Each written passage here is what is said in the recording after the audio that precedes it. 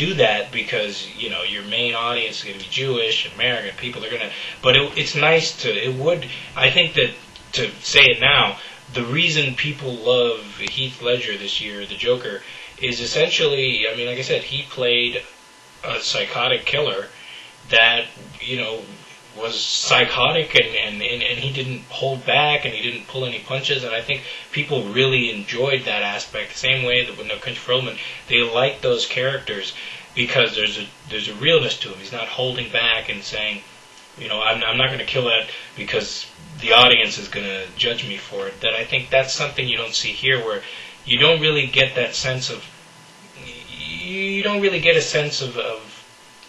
of just Germany. Like I said, I didn't think there were Nazis. I thought they rarely do the Heil Hitler.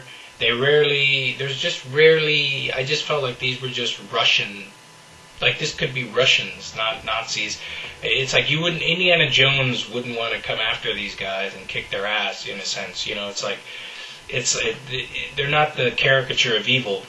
And I get that. I get why you're not going to do that. But you could still show some aspects of like I said, there's just no sense of anything in it. And also, to show another point, to say, here's another way that they could have done it that would have been interesting to show, like, here's that difference between real and interesting. Like, okay, in the movie, Stauffenberg, Klaus von Stauffenberg, he has, one eye, and then the other's a dark patch. Another way of telling this movie would have been from two perspectives. From the one eye, which is, we'll say Tom Cruise, good, and then another aspect of the movie would have been dark-eyed, somebody who is looking at, because, the whole point of this movie is that at the end of it, Germany looks at these guys as traitors. Like, these people are trying to kill Adolf Hitler, and to us, it's like, yay, kill him, he's an asshole. But in a way, it's kind of like if somebody right now on January 21st tries to assassinate Obama with a kind of a plot to kill Obama, the world is going to look at, if they succeed in such a plot, the world would look at them, even if they were racist or whatever, they would look at them and want them dead and killed.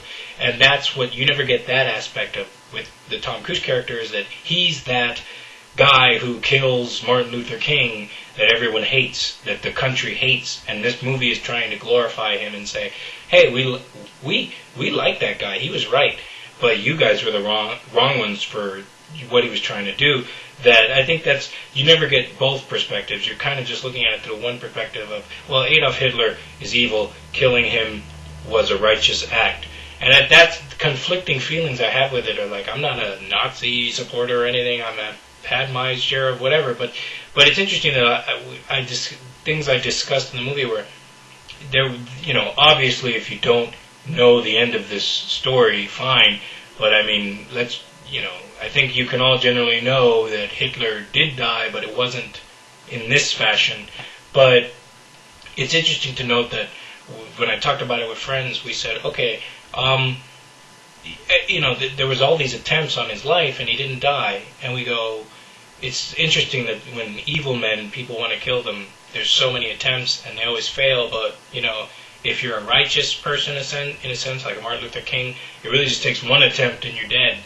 And we thought, like, that's interesting how, like what that aspect of, like, why was, if you believe in God, why would God, in a sense, essentially want this guy to keep not getting killed, but then good people do get assassinated the first time? I think that's an interesting thing to explore also, that I started saying, I go, well, the way you look at it, you go, if a bunch of people right now hitched a plan to kill you, you wouldn't want things to go according to plan, whether you're Hitler or not Hitler. If somebody was plotting to kill you, you'd want to get away with it unscathed. So I think it's interesting that aspect, like I said, the two eyes aspect, I would have liked to see I would like to see the story told through two mediums, where you see the people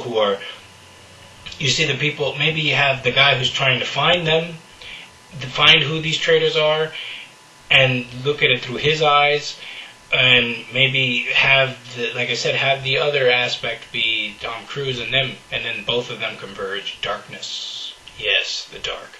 So like I said, that would have been interesting also, because like I said, you could have different color lenses. Maybe it could have been a little bit darker for the dark side and maybe a little bit lighter for the light side. Like I said, that kind of interesting aspect of showing two singular story points coming and converging on the same moment. That's a different way to tell the story.